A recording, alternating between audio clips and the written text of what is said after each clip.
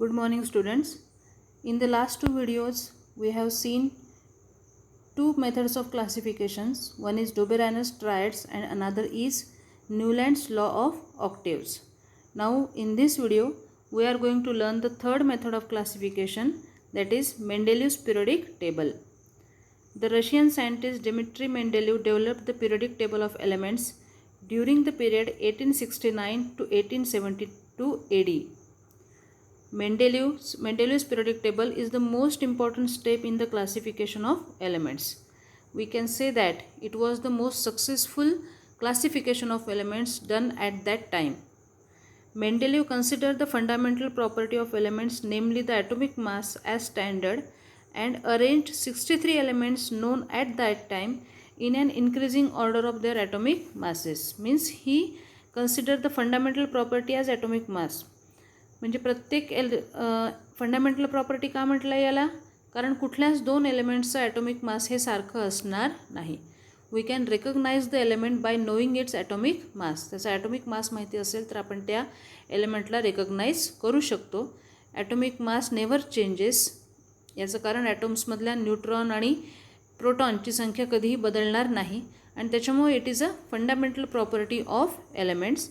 And So he took atomic mass as the base of his classification and arranged all the 63 elements known at that time in the increasing order of their atomic masses.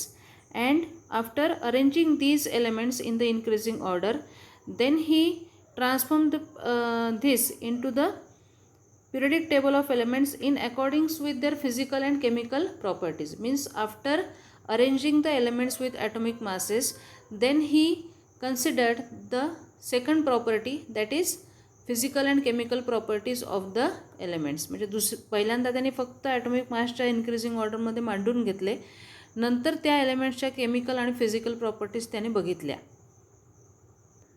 Mendeleev organize the periodic table on the basis of chemical and physical properties of the elements. म्हणजे त्यांनी काय केलेलं आहे, त्यांनी पहिल्यांदा increasing ऑर्डरमधले सगळे elements मांडले.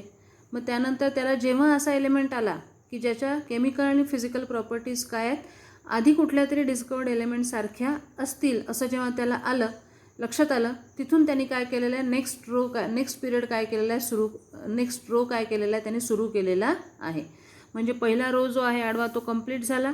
Next row ह्याच्यामध्ये काय झालं, आधीच्याच एलिमेंटसारख्या प्रॉपर्टीज असलेला एलिमेंट सापडला की त्यांनी खालच्या ओळीमध्ये एलिमेंट्स लिहायला सुरुवात केली. कुठपर्यंत, जोपर्यंत पुन्हा असा एखादा एलिमेंट येणार नाही की ज्याच्या प्रॉपर्टीज कशा असतील, आधी कुठल्या तरी सापडलेल्या एलिमेंट्ससारख्या असतील. असं परत एखादा एलिमेंट सापडला की त्यांनी काय केलेलं, परत खालच्या ओळीमध्ये त्याच एलिमेंटच्या खालतून नवीन एलिमेंट्स लिहायला सुरुवात केलेली आहे. आता त्यांनी प्रॉपर्टीज कुठकुठल्या घेतलेल्या आहेत, chemical and physical properties. First, these were the molecular formula of hydrides and oxides of the elements. No what are hydrides and oxides of the elements? Most of the elements combined together with hydrogen and oxygen. So what he did, he combined the elements with hydrogen and oxygen and considered its molecular formula. त्याचा जो molecular formula तो त्यांनी घेतला. One is hydride. Hydrogen सोबत जे झालेला असेल त्याला म्हटलेला आहे हायड्राइड. आणि ऑक्सिजन सोबत केमिकल रिॲक्शन झाल्यानंतर जो फॉर्म्युला मिळालेला आहे दॅट इज ऑक्साइड. त्यानंतर कुठल्या घेतलेल्या आहेत, melting points, boiling points and densities of the elements. These are also fundamental properties of elements like atomic mass. Atomic माससारख्याच या काय आहेत, फंडामेंटल प्रॉपर्टीज आहेत की ज्या की बदलत नाहीत of the elements and their hydrides and oxides. Mendeleev found that the elements with similar physical and chemical properties repeat after a definite interval. म्हणजे त्याला असं लक्षात आलं जेव्हा त्यांनी या सगळ्या प्रॉपर्टीज बघितल्या तेव्हा की एका डेफिनेट इंटरवलनंतर पुन्हा त्याच केमिकल आणि फिजिकल प्रॉपर्टीज असलेला एलिमेंट येतो. आणि on the basis of this finding Mendeleev stated the first or the his periodic law, properties of elements are periodic function of their atomic masses. एलिमेंटच्या ज्या प्रॉपर्टीज आहेत या त्यांच्या ॲटॉमिक मासचं काय, आवर्तीफल आहे. आवर्तीफल याचा अर्थ काय की आवर्ती म्हणजे काय, आवर्तन म्हणजे काय, रिपीट होणे. ॲटॉमिक मासनुसार जर एलिमेंट्सला आपण अरेंज केलं तर त्याच्या केमिकल आणि फिजिकल प्रॉपर्टीज ह्या डेफिनेट इंटरवलनंतर काय होतात, रिपीट होतात. आणि यालाच म्हटलेलं आहे periodic function of their atomic masses. This is the Mendeleev's periodic table. हा झाला Mendeleev's periodic table. The vertical columns in the Mendeleev's periodic table are called group. These are the groups of Mendeleev's periodic table, and there are 8 groups in his periodic table. And the horizontal rows, they are known as periods. यांना काय म्हटलेलं आहे? periods असं म्हटलेलं आहे. तुम्ही जर elements पाहिलं तर काय दिसतं आपल्याला? The general molecular formula of compounds it is shown as R. त्याचा पॉवर घेतल्यासारखा दिसतो इथे R²O. यालाच काय लिहिलं जातं? R2O. नंतर हा RO, याला काय लिहिलं जाईल? R2O3. मग हा काय वरचा? RH4 आणि हा आहे खालचा RO2. ठीक आहे. हे काय आहेत? हे जे दिलेले आहेत हे काय आहेत? हे आता ऑक्साईडचे फॉर्म्युले आहेत ग्रुप 1चे. म्हणजे ह्याच्यातला आरला आपण फक्त काढायचं, त्याच्या जागी कोण टाकायचा आहे? हा H टाकायचा, Li टाकायचा म्हणजे लिथियम टाकायचा, किंवा सोडियम टाकायचा, किंवा पोटॅशियम टाकायचा. यांना इथे टाकल्यानंतर ऑक्साईडचा जो त्यांचा फॉर्म्युला आहे तो कुठं कसा येईल? याच पद्धतीचा त्यांचा ऑक्साईडचा फॉर्म्युला येईल. म्हणजे H2O, Li2O, Na2O. या सगळ्यांचा ऑक्साईडचा फॉर्म्युला काय येईल? सारखा येईल.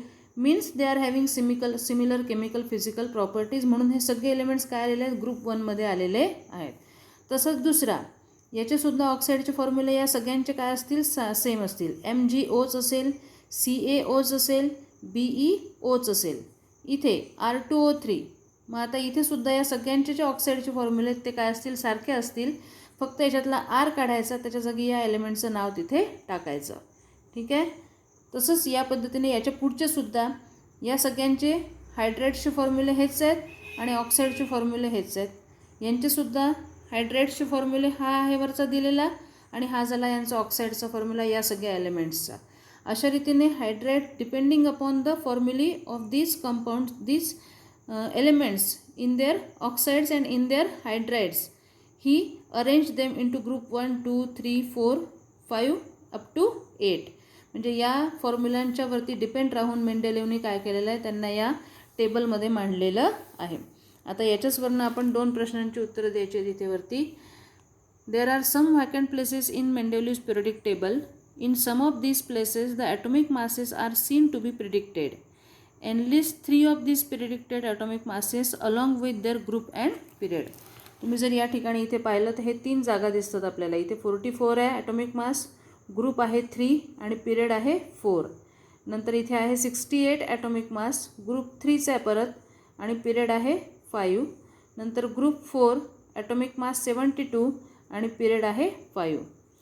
Due to uncertainty in the names of the sum of the elements, a question mark is indicated before the symbol in the Mendeleev's periodic table. What are such symbols? तुम्हाला question marks इथे दिसत आहेत, हे इथे दिलेले आहेत.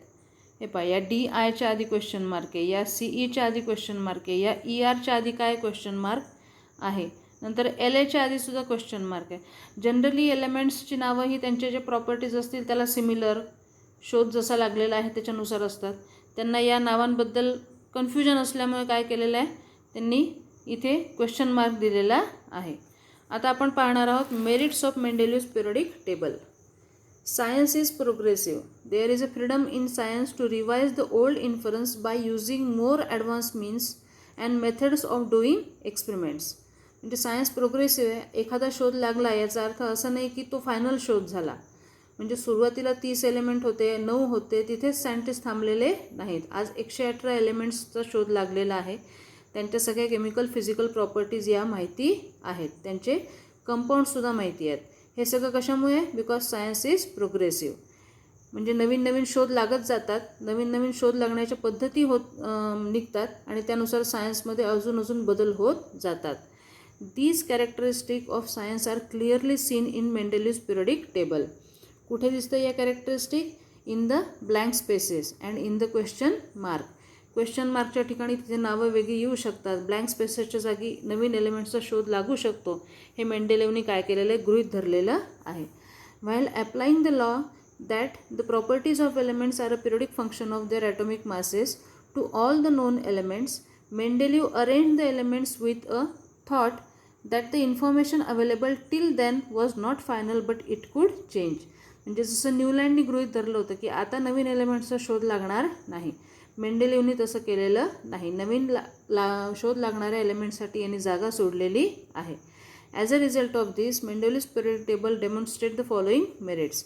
मग आता याच्यातले मेरिट्स काय आहेत? सगळ्यात पहिलं मेरिट आहे याचं की atomic masses of some elements were revised so as to give them proper place in the periodic table. For example, the atomic mass of beryllium, it was at first it is having atomic mass as 14.09 and it was changed to the correct value as 9.4 and it was placed before boron. बोरॉनच्या आधी ठेवलेला आहे बेरिलियमला, कारण हा याच ग्रुपमध्ये काय होतो chemical आणि फिजिकल प्रॉपर्टीजनुसार फिट बसतो. तो बोरॉनच्या नंतर आला तर तो त्याच्या केमिकल प्रॉपर्टीज सूट होत नाही त्या रिलेटेड ग्रुपला. ठीक आहे. नंतर Mendeleev kept vacant places in the periodic table for elements not discovered till then. These are the 3 vacant places and he named them as eka boron, eka aluminium and eka silicon. त्याचे जे neighbours आहेत त्या नेबर्सशी रिलेटेड नावं त्यांनी ठेवले. Plus he also predicted about the properties of these elements. म्हणजे त्याच्या प्रॉपर्टीजला सुद्धा त्यांनी प्रेडिक्ट केलेलं होतं. आणि जेव्हा या एलिमेंटचा शोध लागला then they are named as scandium, gallium and germanium respectively. म्हणजे हा झाला पहिला स्कँडियम, हा झाला दुसरा गॅलियम आणि हा झाला तिसरा जर्मेनियम. ठीक आहे. The properties of these elements matched well with those predicted by मेंडेलिव्ह.